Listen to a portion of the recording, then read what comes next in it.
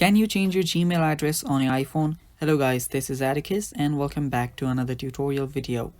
In today's video, we'll try to find out if we can change our Gmail address on our iPhone. So without any further ado, let's dive right into it. The first thing you'll need to head over to is your Gmail, of course.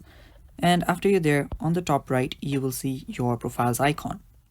Tap on that and now you should see an option called Manage Your Google Account. Tap on that and head over there. Now after you're here, what you'll need to do is head over to your personal information, head over to your contact info, and after you're on your contact info, you should see your Google account email. Now if you try to tap on it and change it, it's not actually possible. Now if you head over to your contact email, the only thing that you can do is change or add another email. So to actually change your Gmail address is not really possible, but you can change the email where they contact you. As you can see right here, you can choose an email address where you want to get information about most of Google products by using this account.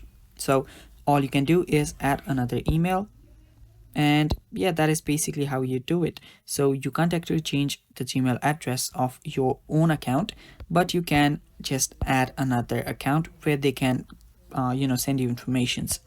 So I hope this answers your question, and that is basically all for today's video. So watching, stay tuned for more, and bye bye.